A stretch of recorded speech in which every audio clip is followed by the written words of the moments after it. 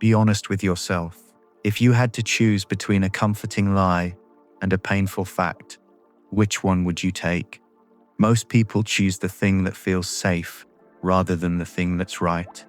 That's why people cling to horoscopes, conspiracy theories, or miracle cures, not because they're logical, but because they feel true. And here's the part that should concern you. This bias isn't harmless. It affects your decisions, your money, and your relationships. And if you don't recognize it, you'll keep trusting feelings over facts without even realizing it. Your brain wasn't built for truth. It was built for speed. Think about watching a horror movie. You know it's fake, you're safe on the couch, and still, your heart races, your muscles tense, and you react to shadows. That's because feelings don't check for evidence. They evolved to react first and ask questions later. For your ancestors, that overreaction meant survival. It was safer to mistake the wind for a predator than to mistake a predator for the wind. That wiring still runs your body today, even when the threat is nothing more than pixels on a screen. And it isn't just fear. The same shortcut shapes attraction, trust, and belonging. Early humans didn't analyze data on who to follow. They trusted instinct. A leader who felt confident inspired action, even without proof. A stranger who felt suspicious was avoided, even if innocent. Your body still treats feelings as facts. It reacts as though survival is on the line, even when all that's at stake is your pride, your status, or your inbox. Now look at facts. Facts are slow. They require memory, reasoning, and trust. And here's the uncomfortable truth. Facts don't care about your fears, hopes, or identity, but feelings do. That's why when someone shows you evidence that threatens what you believe, you don't simply disagree, you defend yourself. Accepting the fact can feel like erasing part of who you are. We don't prefer feelings over facts. We prefer identity over reality, and feelings deliver that identity.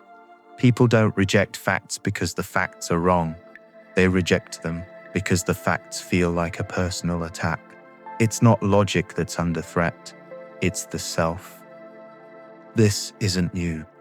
Humans have trusted feelings more than facts for thousands of years. In ancient Greece, whole cities consulted oracles before going to war, and leaders based their decisions on how the oracle's words felt, rather than on evidence.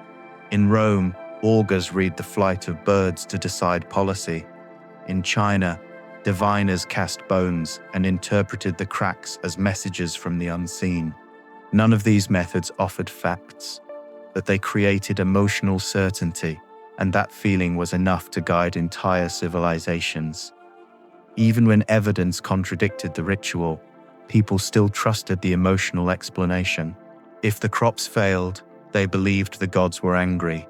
If the emperor triumphed, they believed the omens had been right. Vikings trusted fate more than numbers or weapons, and omens before battle shaped their confidence. The Mayans read the stars through emotion rather than astronomy. Feeling guided choices, not evidence. Even the Enlightenment wasn't free from this. Phrenology claimed to read character by feeling skull shapes. Mesmerism promised cures through invisible forces. Spiritualist seances convinced millions. These ideas weren't factual, but they felt convincing, and that feeling was enough for them to spread. Civilizations rose and fell not on the strength of their evidence, but on the emotional certainty that people rallied around. The ego is built on stories about who we are, and those stories are written in emotional language. That's why people say they feel right, not that they know they're right, because of evidence. Our sense of truth begins as a feeling, even when that feeling is inaccurate. And this is why debates rarely change minds. The argument isn't about facts. It's about defending the emotions underneath. Revolutions, religions, and political movements succeed for the same reason. They grow not because they are perfect in evidence, but because they create feelings that feel undeniable. If you want to change someone's mind, evidence alone won't do it. You have to reach the feeling that the evidence threatens. Feelings offer comfort that facts can't. A doctor might say that most people survive an illness, but what you want to hear is that you will survive it. A promise you can't verify feels safer than a probability you can, and that comfort has a cost. It's why someone stays after the third broken promise. It feels like they'll change, is easier to believe than the fact is they haven't. Comfort today becomes blindness tomorrow, and blind spots are where we get hurt. Feelings buy comfort in the short term, but you pay for it with pain in the long term. History shows how stubborn this bias is. Galileo pointed a telescope at the sky and proved that Earth wasn't the center of the universe. The evidence was clear, but it felt wrong, so he was silenced.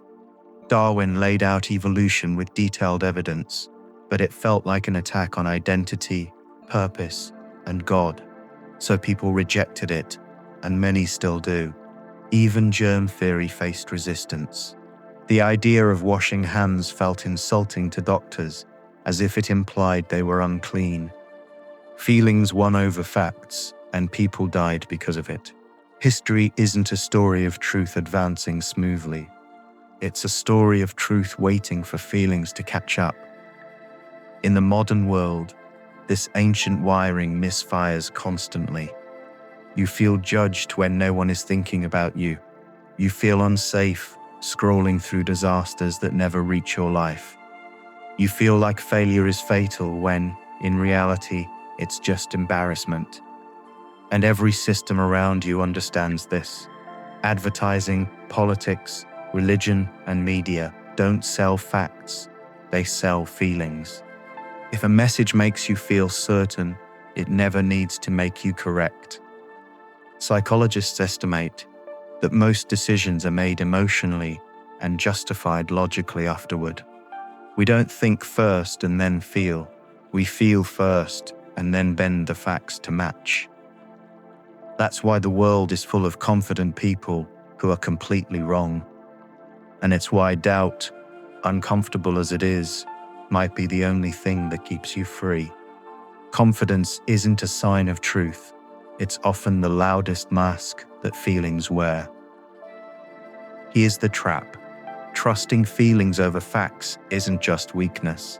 It's part of how we stay sane in a world overflowing with information. If you had to fact-check every thought, every risk, and every headline, you would freeze. Feelings keep you moving. But the darker truth is that the instincts that once protected us are now the instincts most easily used against us. Politicians target your fear. Ads target your desire. Movements target your need to belong. They don't need your reason. They only need your feelings, because your feelings control your reason. So the real question isn't why feelings win. It's whether you can tell when you've already lost to them. The battle for truth isn't fought in your thoughts. It's fought in your gut, and most of the time, your gut wins. We trust our feelings more than facts, because feelings care about us. Facts don't. And deep down, we'd rather feel safe than be right. But here's the danger. If you never question your feelings, you're not living in reality. You're living in a story your emotions built. Feelings don't just control individuals, they control nations. Entire empires rose on waves of pride, fear, and hope, and they collapsed when those feelings shifted. Civilizations weren't undone by facts, they were undone by emotions that felt more real. The unsettling part isn't that feelings win over facts. It's that feelings can make lies feel truer than truth itself. And once a lie feels true, evidence can't kill it. Here's the final twist. Feelings also shape memory. We don't remember the facts of our past. We remember how those moments felt. And that means even history bends to emotion. What we call truth about yesterday is often a story that feelings refuse to let go. If you can't tell the difference between what you feel and what's true, then you're not choosing your life. Your feelings are.